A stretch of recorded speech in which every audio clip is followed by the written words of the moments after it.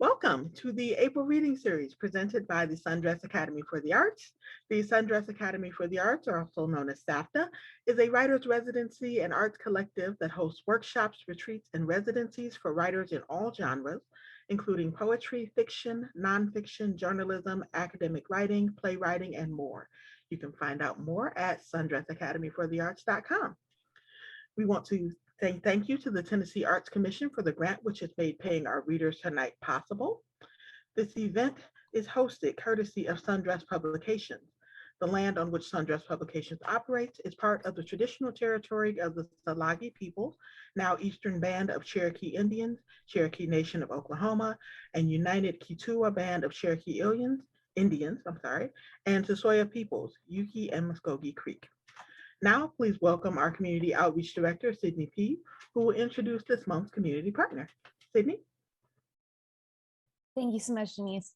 Our community partner for April is the Knoxville Black Doula Collective. The Knoxville Black Doula Collective seeks to educate and empower families about their birth options, provide resources, and connect families with community partners to facilitate a healthy pregnancy, delivery, and postpartum. They work collectively to inform families about the importance of overall health, the benefits of breastfeeding, and how to support each other in the perinatal period. They plan to also offer membership opportunities to new doulas and grow the collective while helping them to establish themselves as working doulas. They do this by working alongside local community partners and by engaging the community through free classes year-round. They especially hope to bridge the gaps where people of color do not and have not had adequate care during the perinatal period. They hope to see a cultural shift as our community becomes more aware of all of the ways doulas can support families and change birth outcomes for all women, especially Black women. You can learn more about the Knoxville Black Doula Collective on their Facebook page at the Knoxville Black Doula Collective. And you can make donations via their link tree, also at the Knoxville Black Doula Collective. And there should be links for that in the chat. And joining us today are Portia Williams and Alexis Alsop, the founders of the Knoxville Black Doula Collective. They are both Knoxville natives and mothers to 2 humans. They are reproductive justice advocates and are passionate about raising awareness about doula support and education around fertility, birth, and postpartum. They believe in gender equality, raising awareness around doula support for the LGBTQI community, bodily autonomy, and birthers' rights. If there's anything y'all would like to share now, that would you are welcome to. Yeah, thank you.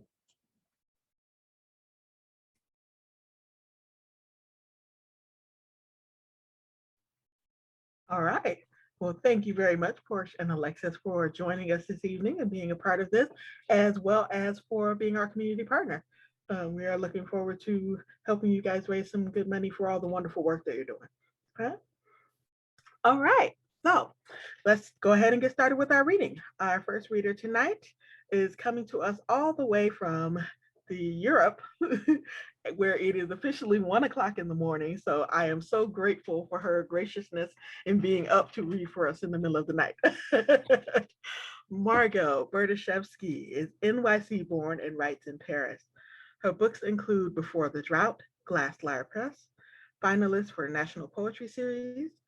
Forthcoming, It Is Still Beautiful to Hear the Heartbeat from Salmon Poetry, and Neil Said the Night, a hybrid book in half notes from Sundress Publications. She's the author as well of Between Soul and Stone and But a Passage in Wilderness by Sheep Meadow Press, and Beautiful Soon Enough, the FC2 recipient of the first Ronald Sukenick Innovative Fiction Award. Other honors include the Robert H. Winter Award from Poetry Society of America. She was recently published online in Scoundrel Time, The Night Heron Barks, and Plume. For more info, you can see her website being dropped in the chat right now. You can also find the link to purchase her latest collection, Before the Drought, being dropped in the chat, and a link to follow along with her reading. Margot, the floor is yours. Thank you, Denise. And thank you, Sundress. I'm very proud and pleased to have a forthcoming book with you. I'm going to begin tonight with a letter to a certain Vladimir P. It's the letter that could not be sent.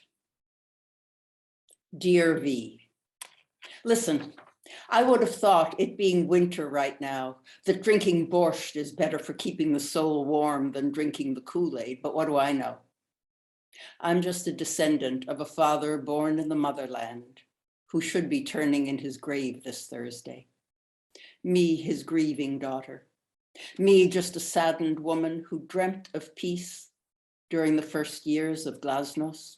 Had a Muscovite lover then, who had 2 wives when I met him and wanted me for a 3rd, altogether, so a troika. See how my Russian blood was trying to enjoy daring, darling, liberal possibilities? No? Not a moral enough plot? Well, I tried. Joined with my once upon friends, incanted holy songs like holy monks for peace. Can we possibly not remember? We believed in peace. I wish you no luck. No angels will save your soul. They will be lost in the corpse-blackened February, March, April 2022 snow. But I will sing, alive or dead, with the rest for peace, whether you can hear me or not. Signed, MB.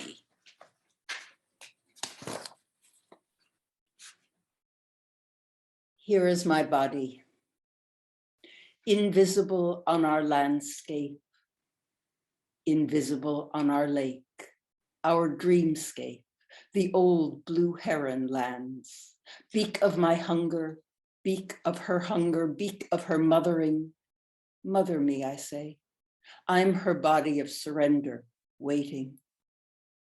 I'm her body of hunger, waiting, her body of danger, waiting under the 5 million starfall night.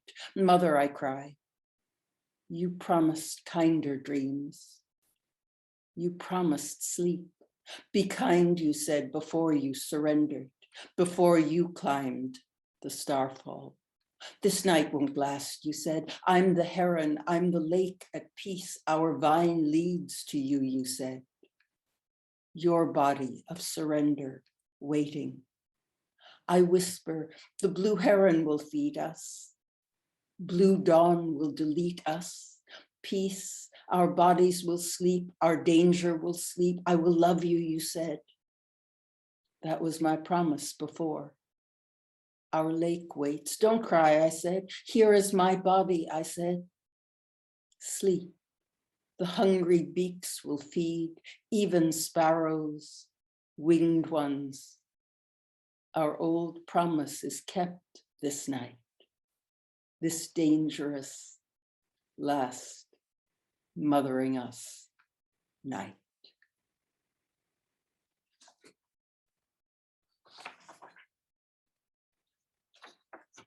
And this is a chazal, and it begins with a quote from National Geographic. Handprints in ancient cave art were left by women. If the new animal voice cries for my empty bed, hear me. If a wide red wing climbing my cotton gown stills me, hear me. If wars and blue tongues of the night-scarved crows admit what our mothers pretend to forget, will you hear me? When wild horsemen sketched beastmen drawn by girls afraid to tell secrets to their mothers, filled caves, did you hear me? Secrets spread in menstrual reds on a cave's inner walls. Did the hills listen? Did you hear me? My bed of old bloods has slept through dreams and revenants. One sky's thickened milk fills silence. Hear me, silk-tongued as that hour ahead of our light summers. Leaves handprints, tears the riddles open. Hear me. If the smallest hands, if the late birds, if one unborn poem spills just a little sky, we were not killed. We're born. Mother, hear me.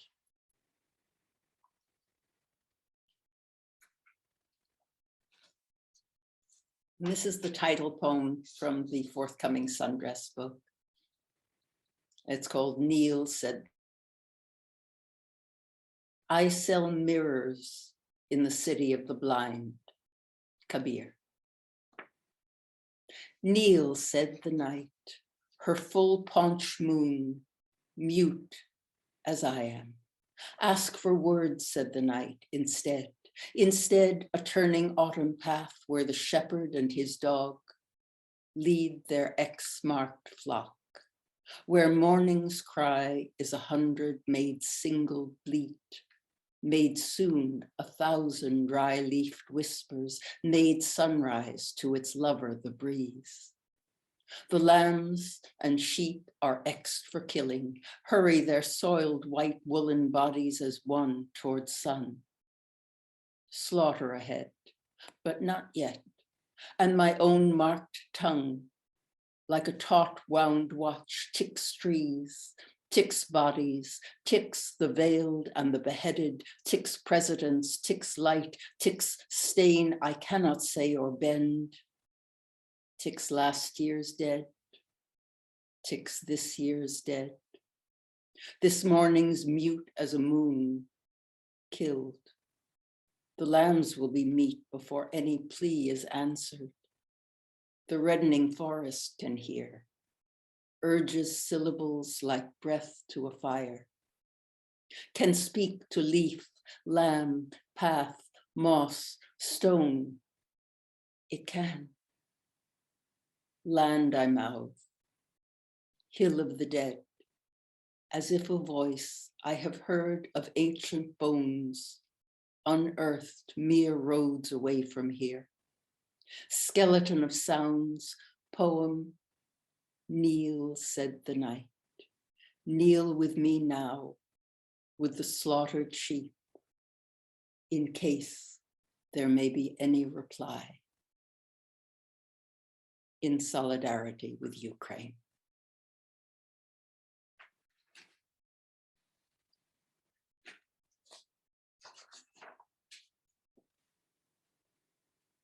Beyond my used up words. Keening with the fallen, and that is not enough. Then how will I sleep or write of herons?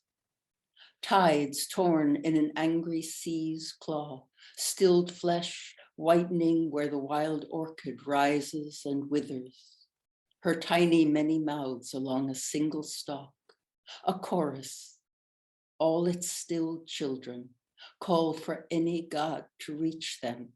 Breaths stopped, no murmurs left, and that is not enough. When I see you, my breath tears there between your bodies.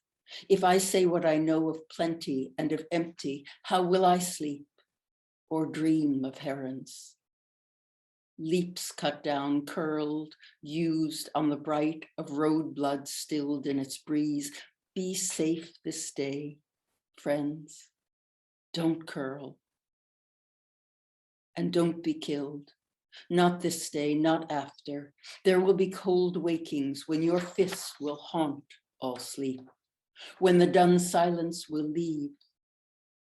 I mean to see you, if ever I cannot stand. This side of the newborn stream. There's no blood yet, but let our cry carry, infant in its clairvoyance call. Let our knowing bleed. How can we sleep or write of the fallen? I am without skin today. Your drum deeper and going deeper in. And that is not enough. There is a place where the wing tears, and there is a day when the heron stands, and there is a river for revolution, the hardest love coming in. Bring me to the river where lives begin, where our nakedness needs no skin. Bring me to where it begins and begins, nameless and coming in. At the end of the beginnings, we dress in long light, a hybrid body of stars, river where the parched heart drinks her fill. Hill where the unborn climb.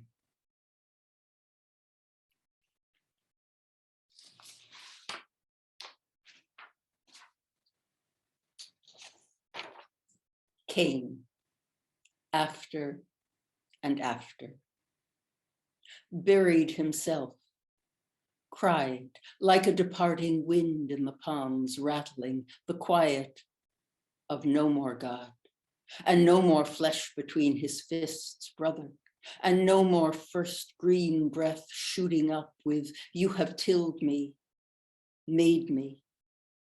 The boy made man stood severed, mark on his inner eye that would be heart hereafter. God, he whispered, you, I who never killed, but pulled a root from the good brown soil, learned from you who loved blood better. He didn't believe it, looked at his large hands that had held the little brother's throat like a tiny bird, hands that had scraped black stones and planted and were forbidden now, no planting. He was tired, rubbed his eyes like a littler boy, knelt, used those hands to scrape a bed in the earth under the billion stars coming out. Eyes of God who would never lay in his bed he'd made, never slept, not now, not ever, goddamn.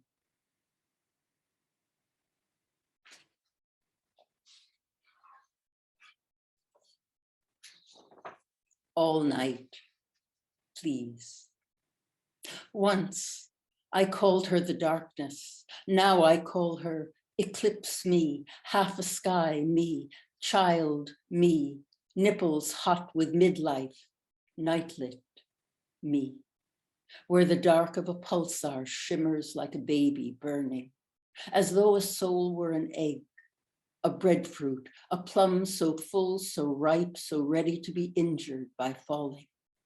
But say I find faith. No, say a volcano's silver sword stabs my sleep. No, say guardian. Its charred descent, its white split-tailed birds diving. Say goddess of ash. Say ash of kiss. Say ebbing courage even when prayer. And what is that?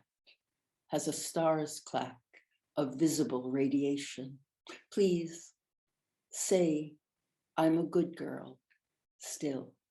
Say a spider's sticky gray threads are all the strings inside my skin, and that child I am wants to say thank you to someone still. Infested heart, go away, go home, fall, get out of my heart. I will lie with the only lover left, sky. Double ringed, led by its tiny chain across the sudden black ecliptic, and a golden ring to protect it. I've married myself.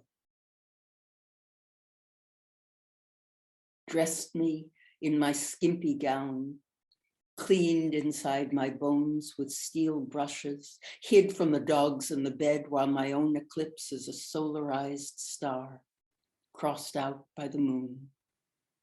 Dropped down between my woman's sway and burden. There my hermit's candle, nipples flamed. Like all surfaces, I can fracture. No neutron fast percussions imitating guardians of time. No, summer's first clean white nights will come, still and still. Twice the darkness heard. Still, the child I am wants to say thank you to someone. Someone, please. Say star, say eclipse, say I am a good child. In the dark, all night, still, please.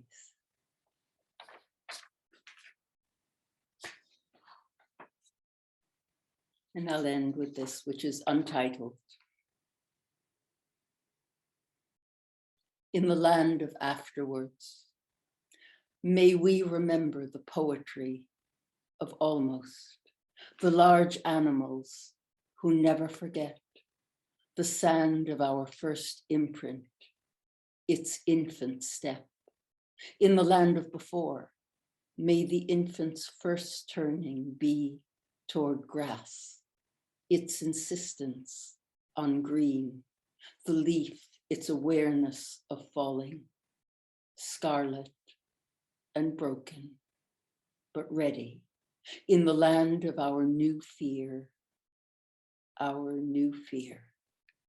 may I remember yours and the winter's remarkable determination to sleep until April. Thank you. Thank you, Margot. I love that ending line. I also love your voice. I feel like I need to have you read all my poetry books to me now, like out loud. Your cadences are absolutely amazing. So thank you. Okay, our next reader is Allie Black, a writer from Cleveland, Ohio. She is the recipient of the Academy of American Poets University and College Poetry Prize for her poem Kinsman. Her work has appeared in December, Jubilat, Literary Hub, The Offing, and elsewhere. Her first book of poetry, If It Heals at All, was selected by Jackie Shelton Green for the New Voices series at Jakar Press, and it was named a finalist for the 2021 Ohioana, am I saying that right? Book Award. Okay. The link to purchase her book is being dropped in the chat for you right now. And you can see, yes, the link to purchase her book is being dropped in the chat for you right now, along with the link where you can follow along with her reading. Allie, the floor is yours. Thank you, Denise, and thank you to Sundress for having me. And it's nice to be reading with you, Margot and Sharon. So this first poem that I'm going to read is Kinsman, and it is a poem that I wrote in honor of Avia Wakefield, who is a 5-month-old baby who was struck by a bullet and killed in the backseat of a car here in Cleveland, Ohio, back in 2015. Kinsman.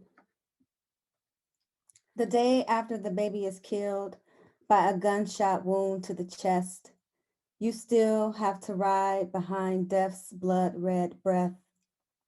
You still have to picture the baby in the car, trying to grab the bullet as if it were a glossy, sweet thing. You do not want to imagine the pitch of the baby's wail. You do not want to see the women walking with bright white Save-A-Lot bags wrapped around their wrists. You do not want to see the man at the RTA bus stop swatting at a bee. You do not want to see anyone trying to hurt anything. You do not want to face the red lights, the teddy bear memorials, the trash, the raggedy strollers, the slow, slow walk of the low-down folks.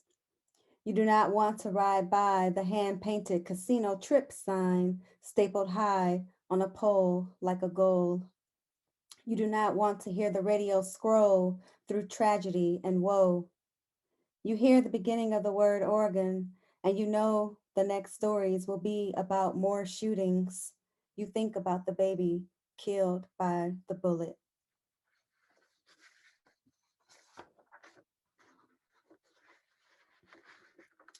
So these first 3 or 4 poems that I'm going to read are really kind of me thinking about violence here in Cleveland and current violence and past violence. So violence that, I was thinking about like my childhood for this particular poem that I'm going to read, which is entitled Double Dare. And I don't know how many folks remember that show that came on Nickelodeon. But I love that show. And so this poem talks a little bit about that, but it's really a poem about just how haunting violence can be. Double Dare. In our version, we ditched the trivia questions and went straight for the physical challenge. We knew back then how meaningful it was to create because we knew how fast the world would weaken our imaginations once it began. We used washcloths as flags and hid them under mattresses. We slid down stair railings. We built booby traps. We did not call ourselves the red or blue team. It was simply me and my cousin against my brother. We were good at making up dangerous games. In one, we tripped each other to see who could avoid the fall. In another, we popped each other with warm, wet towels. We wrestled, imitating our favorite Hulk Hogan move. Our love for innocent violence began early. We never knew how it would haunt us.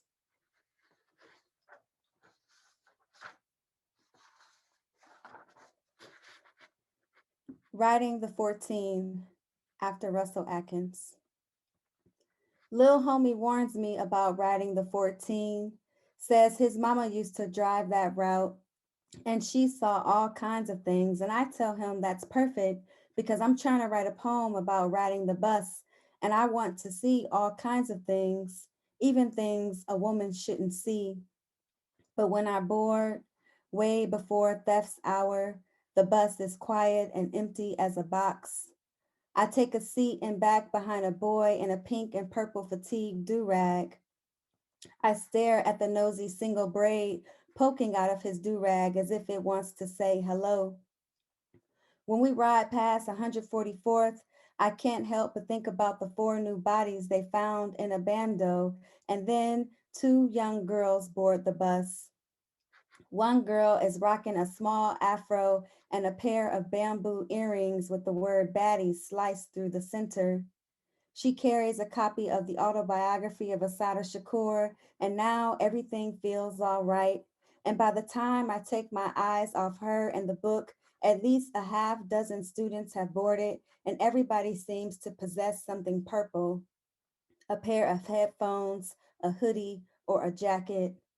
The students sit still, glued to their phones. And I think about my little homie's warning and realize I'm on at the wrong hour.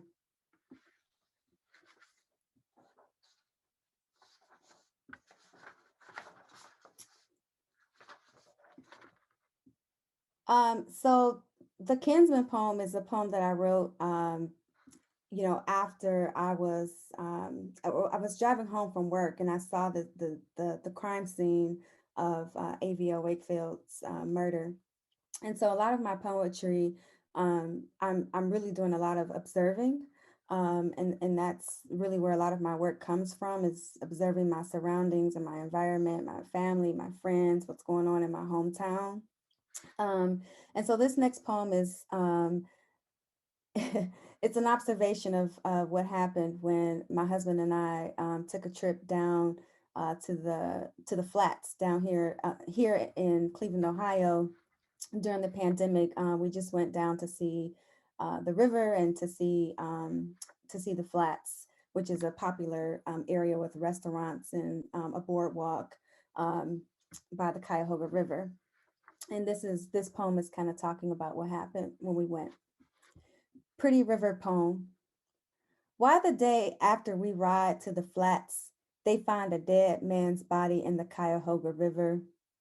And of course, when we at the river to write a pretty river poem, a white woman sitting on the boardwalk want us to tell her where the weed at.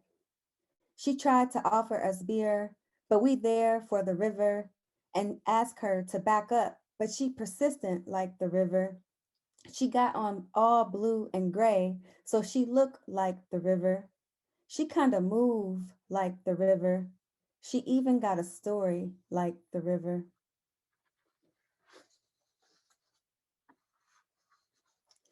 So tomorrow is April 28th, and I'll be celebrating my mother's 74th birthday.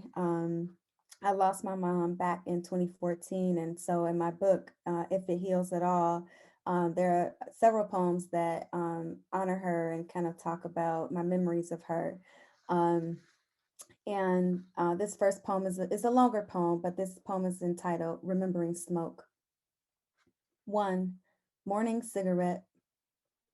I knew she would smoke forever. By the time I was in high school, she was lighting up in bed before she even turned on the news.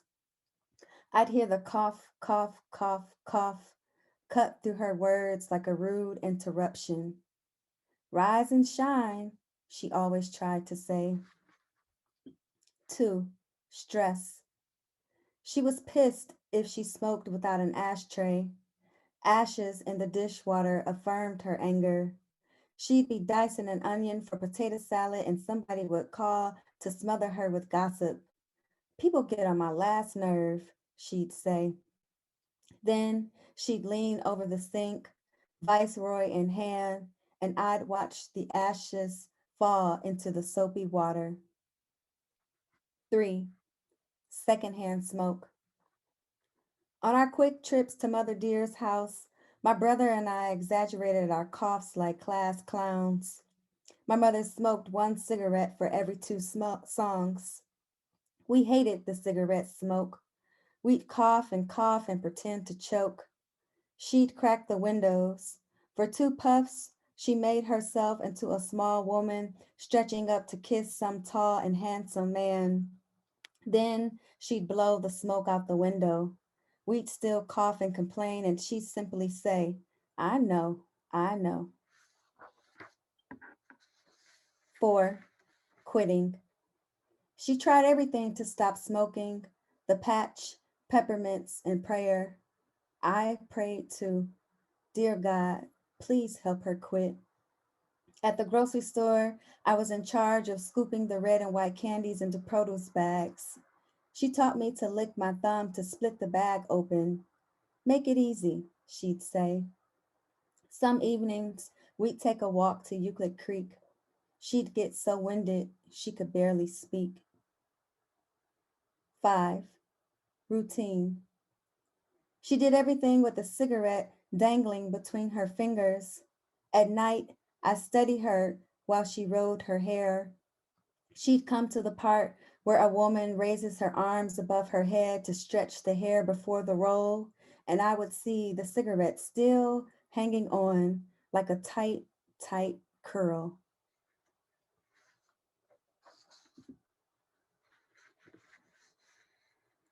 My mother was a huge lottery player, so she played the lottery all the time. And she this poem is kind of like it's imagining my mother meeting my husband, although she did meet him a couple of times. So they only had a few interactions, but in this poem I'm trying to like imagine if they would have had like a deeper connection and a deeper relationship or a longer relationship. So this is if you would have met my mother. She would call you every Sunday morning to check on me.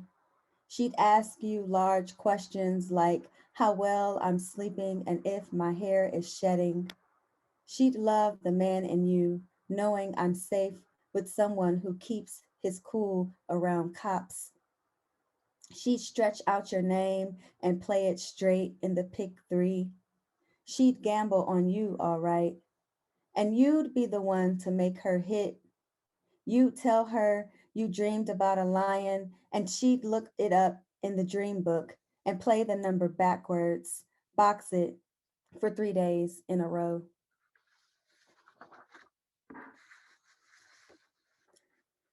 I am queen of the fold. The woman next to me begins folding her load of pink and white towels. She don't even separate the pink pile from the white one. She ain't got nothing on my mother. My mother folded towels like they had somewhere special to be. She'd lay them flat, smooth them out, then fold them into thirds. I learned from my mother to match all of her grace, and now in this laundromat, I am queen of the fold. So I just have one last poem, and this poem is entitled Significance, and it is just speaking about or thinking about a story my grandmother told me about how my mother was named.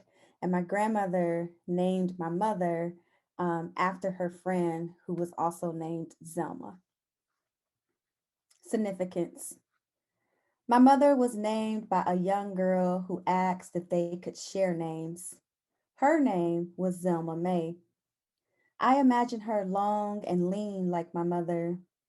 Maybe she too painted her nails a bright and brilliant red and wore her hair short with medium curls. Most likely, she was good at math and could divide things with ease. I bet she counted every cigarette puff and chew, took long and calming baths, and maybe she too covered her hair with blue silk every night. Perhaps she ate catfish and spaghetti every Friday, played Anita Baker's Rapture, and drank her Pepsi from a can. If she was anything like my mother, she played the lottery and wrote her numbers on the back of bills. Certainly, she was a woman worth meeting. Thank you all. Allie, thank you very, very much. For those of you that don't know, I am in Detroit, and Cleveland and Detroit are often talked about as being like sister cities. But I think you and I may also be sisters because my mother and that lottery number thing, yeah. Very, very beautiful work. Thank you for sharing that with us. Sharon is our final reader for the evening.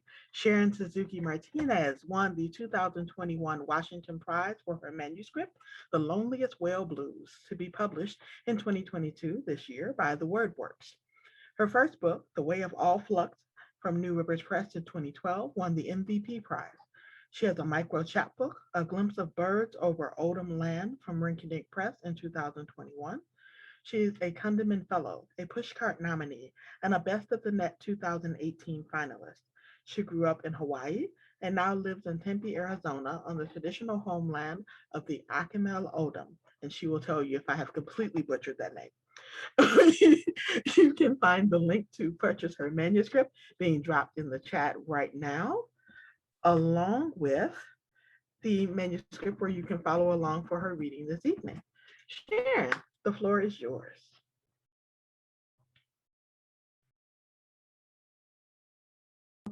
You can't hear me either. You're still on mute. Uh-oh. How do I unmute? Okay, so there should be a button at the bottom of your screen that looks like a little microphone. On the left-hand side, just click that button. Okay, can you hear me? There you go. Yep. Oh, good. I was trying to do that earlier, and then I just kept getting thrown off Zoom, so it scared me. I didn't know what to do. Sorry about that. Hi, everybody. Thank you for being here. Thank you so much, Denise, for hosting this, and it's a real honor to read with Margot and Allie. Thank you, everybody, for being here. Today's a really special day because it's the 30th anniversary of when I met my husband, and we met on the way to a Joy Harjo reading, and so I feel like Joy Harjo brought us together, and so it's a really auspicious day. Want to thank WordWorks Press because they published my book, The Loneliest Whale Blues. Want to thank my editors, Andrea Carter Brown and Nancy White, for being really patient with me. It's been really fun. I'm going to be reading 6 poems, and all from my book. And the first one I'm reading is called Brief Bio. And I wrote it because I kind of got tired of writing these brief bio statements. As a writer, they just sound like summaries of your resume, but that's really nothing. You know, I wanted a story. And so this is my brief bio, written as a true story. In the beginning, the world was small. It could fit inside of my family's house. Outside lived a rabid German Shepherd, and the Kaneohe Marine Corps Air Station roared across the glittering bay. The wide world scared me with its yellow teeth and loud sounds, and sea cucumbers. But I had to leave my house to go to school with the other snotty monsters. Later, school became a riptide yanking me and my love back and forth across the country. Those were the days we scuttled from rental to rental, a couple of academic hermit crabs. Meanwhile, my island family was swallowed one by insatiable waves. Over and over, I found myself in the heart of the desert, an ancient ocean now immersed in sharp light. In the end, the world was small, yet it could fill 100 houses with the shells I had shed.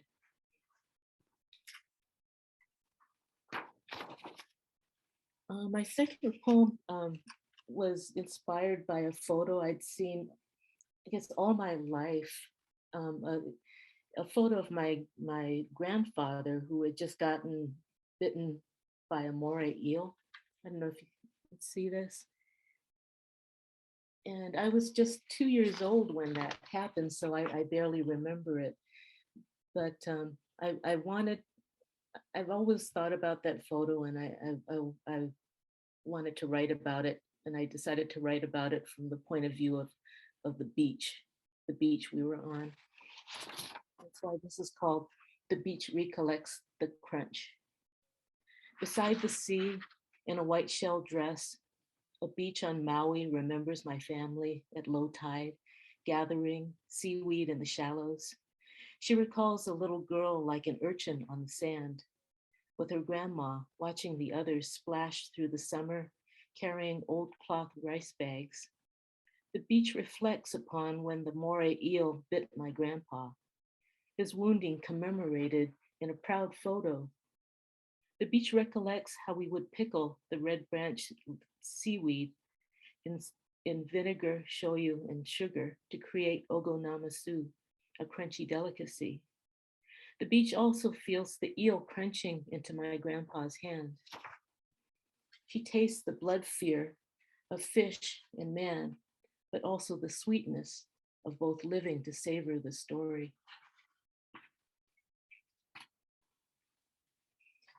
Here's another poem about a sea creature. I do a lot of animals.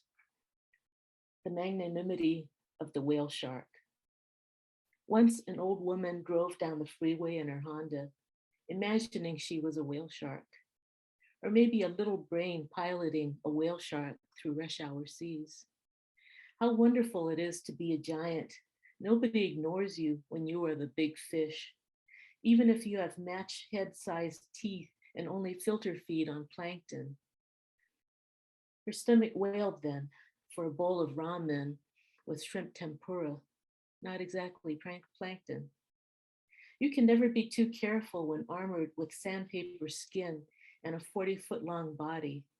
I must swim at 3 miles per hour for everyone's safety, the grandmother mused magnanimously. Harpooned by crude shouts and honks, her good work goes overlooked. She persists in the way the heart pumps in secret, with neither pause nor praise.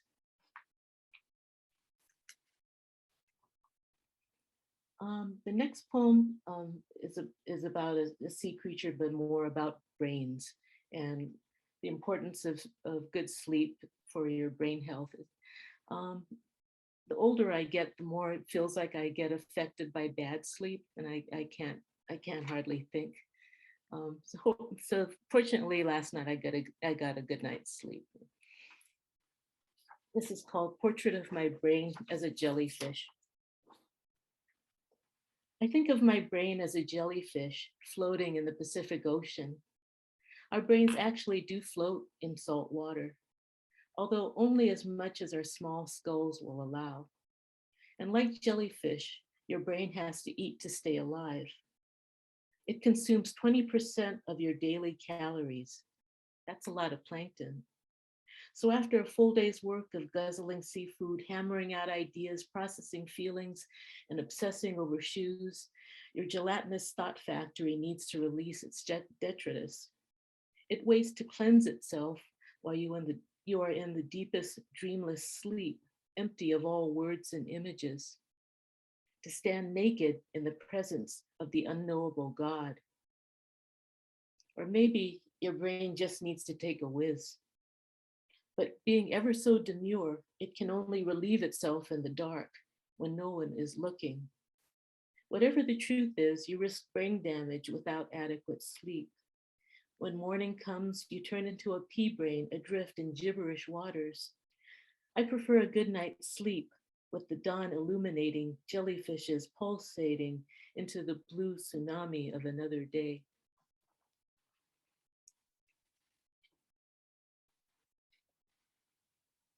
I'd like to finish my reading with two haibuns. Haibuns are traditional Japanese forms that begin with prose poems and end with a haiku. That's kind of an insight to the prose poem. And the first one I'd like to read is about birds and divination, and it's called Birdseer. Etruscan holy men interpreted signs from the gods in the way birds fed, flew, and sang. They gave us the word auspicious through the Latin for birdseer. Every movement or sound from significant birds unveiled glimpses into the future. Eagles predicted victory. A caw of a crow flying from the west sent shivers down spines. Sacred chickens evoked wonder. The Etruscans believed while calamity was unavoidable, it could be postponed or softened when they heeded avian portents. Scoffing at gods and nature, we are left with only ourselves and the internet. So now, instead of ancient guides, we trust our guts to our fears and comfort zones, which is to say we are suckers for propaganda. We believe only what we want to believe and retweet it. Sadly, this causes projections, anxiety, and rage to possess us. But these inner demons are not what they seem. I interpret them as winged spirits seeking bodies in the form of art, poems, protest signs, and letters home. Any creative act sets us free, transforming our monsters into divine inspiration. Here's the haiku. Count yourself lucky. When uneasiness sets in, you are full of birds.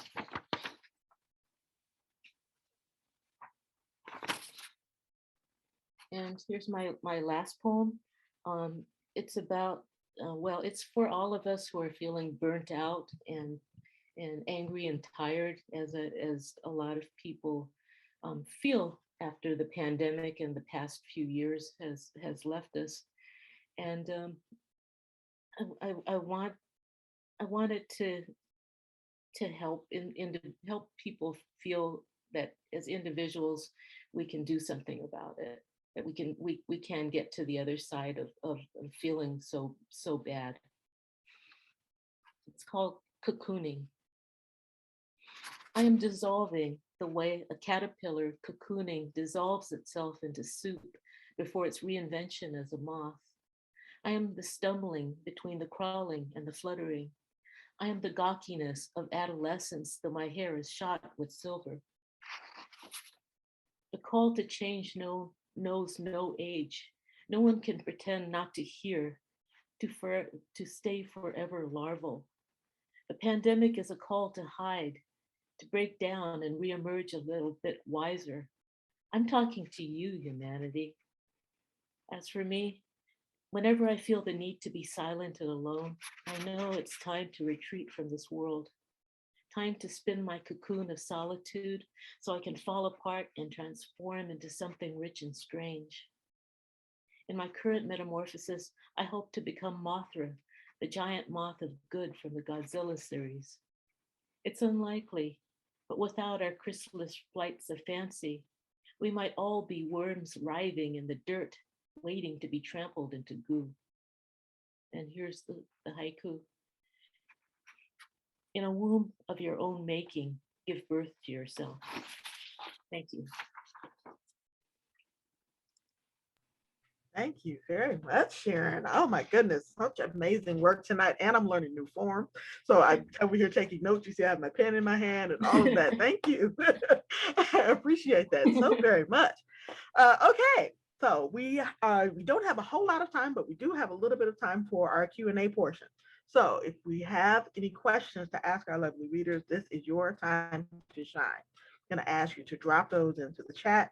Mara is going to help me man that for those of you that may have a question. And in the meanwhile, we'll start with one that I have for each of you prolific writers.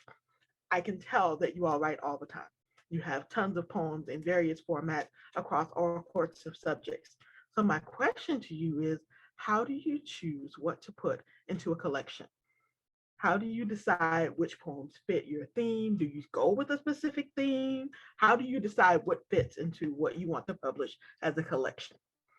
Margot, we'll start with you. I think it's organic. I think it's layers. One of the things I do, I'm a photographer as well, and I work a lot with layers and seeing the layers bleed through one another. And I lived in the Hawaiian Islands, by the way, Sharon, for many, many years. I lived on Maui, so I aloha you. And one of the things that I learned in living in the islands was the layers, how the layer of the wind comes over the layer of the palm, comes over the layer of the sea, comes over the layer of the sand. And that's what happens with putting together poems. I don't tell them what order they're going to be. They show me because they bleed through one another. I love that. Thank you, Margot. How about you, Allie? I'm similar. I think it's organic. I also, I never really know. Like I'm not setting out to write this certain body of work. It just kind of surprises me, and then I realize like, oh, I feel like I'm being sort of obsessed with violence or obsessed with grief, or I'm constantly writing about love. And then I realize like, oh wow, so this is like a body of work that's talking about XYZ, So it takes for all the poems to kind of get produced first, and then for me in my collection, honestly I did not spend a lot of time ordering my poems, just because I think I was so close to them. I needed somebody else to step in and work the narrative for me that was being told. But yeah, I just realized that, I see patterns or I see certain themes that keep coming up. And then it's like, oh, okay, these things are working together, and it it's all gelling. So Thank you. Sharon. Go, Sharon, and then I want to add one thing if I can. Go. Okay. I should say that I had to go through 52 revisions of my book, because it was taking a while for me to figure out which poems I wanted, how it was going to be ordered. It was a little easier once I figured out my central poem and the central image of the loneliest whale.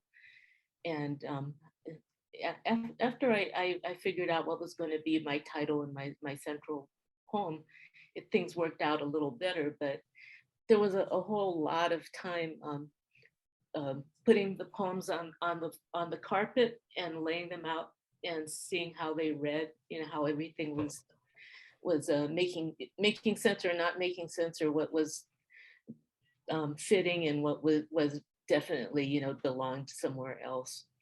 And so yeah, it was kind of like that. Thank you. Margot, you had something you want to say? Yes, I just wanted to add something. There's a note in the forthcoming Sundress book where I speak about a belief system that I have, that an artist, a poet, a writer's work, it's like paintings in a museum talking to one another. And they may talk to one another from another room. And in the case of the Sundress book, they're going to be talking to other books of mine. And to me, that's just fine. And that's the same thing of putting together a book, wanting the poems simply to be in conversation with one another. And if there are repeats and if there are overtones, then that makes sense, and that begins to shape the book. Thank you, Margot. I think that was an excellent way to end that Q&A. I think not only are the conversations within each of your books in conversation with one another, but I think the absolute best poetry, which you ladies read for us tonight, is in conversation with our lives. So thank you all for sharing that wonderful pieces with us. I appreciate you so very much. Thank All right. Just before we close, I want to remind everyone not to forget to donate to our April community partner, the Black Doula Collective. Mara will be so kind as to drop that link in the chat that you can click on to make your donation. And also to join us on Wednesday, May 11th at 6 p.m. for You Really Got a Hold on Me, a generative pop culture poetry workshop led by Shannon Wolf. We will look at examples of pop culture poetry from writers including Morgan Parker and Hanif Abdurraqib. I had to practice so hard to say that name. I just want you all to know. Okay. And with 2 short writing periods, you'll begin drafting work and even share a line or two. Come along, make sense of your interior life, and get an excuse to re-binge your favorite show. The link to RSVP for that workshop is being dropped into the chat for you right now. Thank you everyone for your time and attention tonight. And thank you again, Margot, Allie, and Sharon for sharing your wonderful work with us. Have a great night, everyone. Thank you.